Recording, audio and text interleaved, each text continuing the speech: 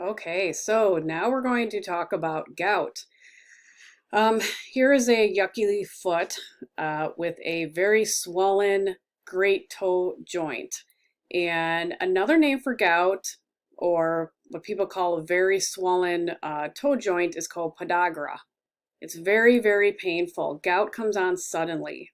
It can affect large joints as well as small joints. The great toe here is the most common place for gout, but I've seen multiple patients with chronic joint issues in the ankle and the knee. So those are the most common places you're going to see it, but the great toe is the most common. It is the most common inflammatory arthritis in the United States and affects about 4% of us. It's attributed to westernized lifestyle. Most patients are obese and have hypertension and renal disease. But gout does not discriminate either, because I've seen people across the board with gout, although it does seem like there is that population that is obese, hypertension, sometimes alcohol, more excessive alcohol use, the westernized diet, lack of exercise does definitely is more correlated with that. Gout remains misdiagnosed, underdiagnosed, and undertreated commonly. I would say undertreated would be the most common thing that I've seen, because it is very, very painful, and these people really, you need to be more aggressive with the treatment. So how are you going to make a diagnosis? To go back to the symptoms, the patient does present with sudden onset, pain, swelling, redness, and warmth to the specific joint. It doesn't have to be bilateral. It could just be a great toe. It could be a right ankle or a left ankle. So it's usually what happens. So it's been a gold standard to do a aspiration of the fluid and look under the microscope. That's going to tell you whether you have uric acid crystals.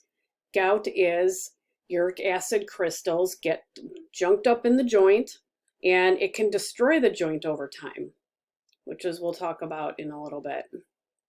So you can do the crystals, but now reality says a lot of times we don't do joint aspirations, or we don't have time, etc. So how do you diagnose it? So you can do an ultrasound. It's not really going to show up on an x-ray. Ultrasound is better than an x-ray, but you really need to go by the common presentation. Red, hot, swollen, the most common. So I'm going to click on this and show you this table. So you can go to this also. This is how we exclude it or include it. You get a point for each one. If you're male sex, previous arthritis attack, if the onset was sudden within a day, you get a half a point. Erythema, first MTP joint, hypertension, or greater than 1 cardiovascular disease, you get a point. And if your serum uric acid is greater than 5.88, I'm not sure who came up with the 88, something with research. So if you have less than 4 points or equal to, 95% do not have gout, and you consider an alternate diagnosis. Insufficient basis, consider arthrocentesis or careful follow-up. Between 5 and 7, greater than 8, 85% have gout. All right. Diagnostic criteria, which is what I just showed you. And just because a uric acid is normal does not mean the patient does not have gout. So repeating a uric acid level 2 to 3 weeks after flare-up to determine a baseline is really helpful.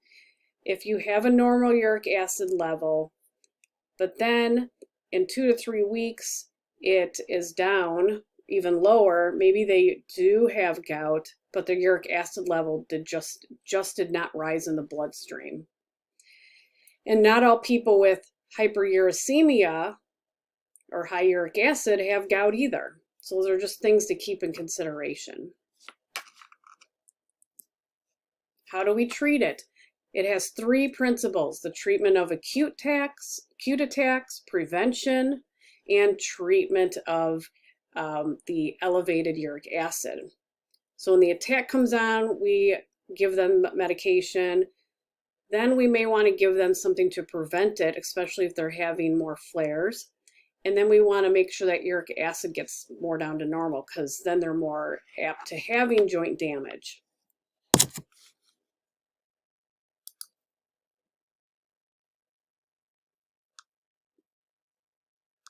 Ooh, I think I did that.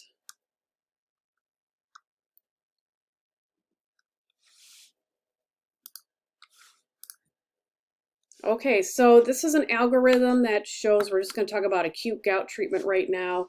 If they have an acute gout flare, this means do not stop Uloric or your allopurinol therapy. So if they're on preventative already, you don't stop it. You start the flare therapy immediately. What if they have advanced kidney disease or coronary artery disease? You don't want to give them NSAIDs, and you want to caution giving colchicine in chronic kidney disease. If they're already on a medication that are inhibitors of the CYP3/4A pathway, then you have to avoid or use caution with colchicine. So these are some treatment options. You can give the colchicine. You really should give it within 36 hours. You can do the intra-articular steroids for those that learn how to do that. You can give them prednisone, and you can give them NSAIDs. And if you give them NSAIDs, you really should consider giving them a proton pump inhibitor while they're on that, because you don't want them to get an ulcer. So I don't like writing a lot on slides, but I do feel like this is good information. These are the glucocorticoid regimens that you can do. You will see prednisone prescriptions written 100 different ways, but these are just these are the recommendations, though, given per the guidelines. So you can give 30 to 35 milligrams daily for 5 days. You should taper. You can give a Medrol dose pack instead. If 1 or 2 joints are involved, especially larger joints, then you can consider doing the intra-articular corticosteroids. And then I always already talked about this.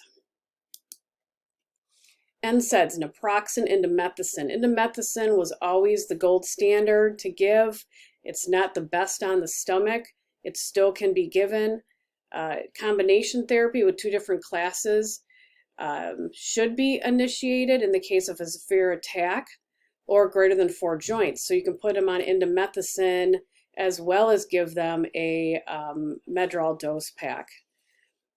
So typically NSAIDs are given at the full dose for the first 3 days of the acute attack, and then you lower the dose over 4 to 7 days, and you tailor it to how they're responding to it. Prednisone you can give as a first-line agent if they have contraindications to use of NSAIDs. So basically, you kind of have freedom to choose, do I want prednisone, do I want to give them an NSAID, or do I want to give them colchicine? You have to look at the individual person and see, do they have chronic kidney disease, and go from there to decide, or cardiovascular disease, or other medications that they're on. And again, the proton pump inhibitor may be needed. Colchicine is a very old medication, and they used to take this high dose every hour until they had diarrhea, and then realized that why would you want to go through misery like that by taking that much and getting diarrhea. So what we do now is you take 1.2 milligrams followed by another dose of 0.6 in an hour. After 12 hours, the 0.6, you can give it once or twice a day until the flare resolves. You want to give it for at least 36 hours of an acute attack. Many patients keep this on hand. They also keep the other medications on hand. So whether you do the NSAIDs or have a Medrol dose pack on hand, if they have gout flare-ups, it's always good that they have that at home so they can start it right away. How are you going to monitor whether the acute attack has gotten better? Well, you're going to monitor symptoms. Is the pain better? You're going to get a uric acid level and follow up with that to make sure that it's going down. So how do we treat chronic flare-ups? So I highlighted the green because these are really the most important. 2 or more attacks a year, palpable tophi. And as you saw the picture of the foot, that is tophi. Like you can get the lumps. And even if you look up tophi on Google Images, you can see tophi that's very pronounced on the different joints. Tophi confirmed on radiography, stage 2 or greater chronic kidney disease, or history of urolithiasis, then that warrants treatment for chronic gout. Also, you can give the urate lowering therapy in patients who have had gout at less than years of 40, because you don't want them to have joint damage. They have a higher prevalence of that because they're younger and you have a lot longer to live. You don't want joint damage. Uric acid levels higher than 8 or coexisting diseases. That's another reason why you want to put a patient on chronic treatment. So if urate lowering therapy is indicated, so we want to lower the uric acid, we can set a target uric acid level, which I've seen different guidelines, but usually it's around 4. You're going to start prophylactic treatment 1 week before the urate lowering therapy begins. You're going to start this agent, xanthine oxidase inhibitor it's called, or Probenecid, which we're going to talk about that. And if they're at target, then you're just going to continue the treatment. If they're not at target, then you either want to increase their medication to the maximum dose, or you want to possibly alternate what you're giving them, or consider Probenecid, which is another medication. We can't forget about lifestyle changes also. So this guideline says the target uric acid should be less than 6. For patients with tophi, should be less than 5. There's also ones that say 4. These are the xanthine oxidase inhibitors, allopurinol or Uloric. Uloric is taken once a day. Allopurinol is taken once a day also. They're basically the same thing. Uloric is the newest one that came out, which has a less effect on renal function, but allopurinol is really hard on the kidneys, so you must monitor the renal function. Also with the liver panel and CBC periodically. You want to check uric acid every 4 weeks until they're at goal. Then you'll check it every 6 months. If they have normal renal function, you're going to start them at 100 milligrams a day, and you're going to increase every 4 weeks by 100 until you're at the 300 milligrams.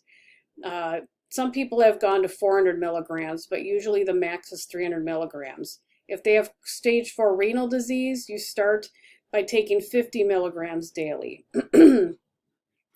A common error in gout management is to stop the dosing increase at 300 milligrams, even if the target serum urate level has not been achieved. So like I said, if it's not been achieved, you can go up to 400 milligrams. Although if you look in the drug books, most of them say 300 milligrams, so people are nervous about increasing it, which is why I've rarely ever seen someone on allopurinol higher than 300 milligrams. And we are nervous because of kidney issues. Some people can have an allopurinol hypersensitivity reaction. It can occur within 60 days. It's rare. Renal issues and thiazide diuretics can increase the risk of having this hypersensitivity reaction. Also, Korean descent with stage 3 chronic kidney disease needs genetic testing before they would even start allopurinol. And I've never ran into that. And 20% develop a rash while taking amoxicillin and allopurinol. There's another option of Probenecid. It's usually been given for under excretors, because there's over excretors, you're making too much uric acid, or you have under excretors, you're just not making enough you're not able to expel out or urinate out uric acid, so you're keeping it intact in your body, and then it ends up going into the joints. It's not prescribed too much, but as you can see on the algorithm, it is an option, although allopurinol or Uloric is your first line for chronic treatment. There are some other alternative treatments. Losartan can be used as, which is a angiotensin receptor blocker. I don't see it used very often, but it's here. Beta blockers. can help with an increased gout risk. And fenofibrate can lower the uric acid on average by 1.5 milligrams, which was quite significant. Weight loss, organ meat, red meat, seafood, anything with a high purine content, shellfish, anchovies, sardines. This is why most people don't eat a lot of the anchovies, sardines, organ meats, but you do see people drink a lot of alcohol, particularly beer, fructose-containing drinks, and soft drinks often increase uric acid levels. Diet drinks don't. Dairy proteins can lower uric acid levels, and coffee consumption also can reduce uric acid and the risk of gout. And there's some research out there that says to eat cherries too. So here's an approach to resistant gout. I'm not going to read all of these, but I wanted you to have this just to know that there are a lot of people out there with resistant gout. No matter what you do, you can't get that uric acid down at all. This is when you are, making sure that there are uric acid crystals where you're doing aspiration, or you're looking at their medications. What if they're on a loop diuretic or thiazide diuretic? You want to take them off of that. You want to make sure that you are promptly treating, you are acutely treating these patients. They have that medication on hand at home. Or you're adding another medication if needed.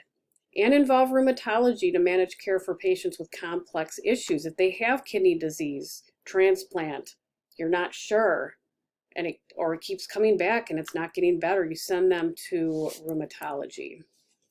So that's it about gout. This is just ending the whole slide series in general. Rheumatologic diseases, when do we refer? Early referral is really important. I put a general guideline here. It's quite lengthy, but it is the general updated guideline when to refer. But number one, if you're not sure what's going on, refer. If you get basic labs and something's abnormal and you want to go further, either contact rheumatology and ask them what they want you to do, or refer. If you have any abnormal labs, such as the elevated SED-rate CRP and ANA positive rheumatoid factor, that's an automatic referral. Anti-CCP antibody refer, that's automatic referral because you're thinking, okay, this patient probably has rheumatoid arthritis. Again, you're coupling this with their symptoms. And if unsure and you've excluded other differential diagnoses, refer. I hate to say refer.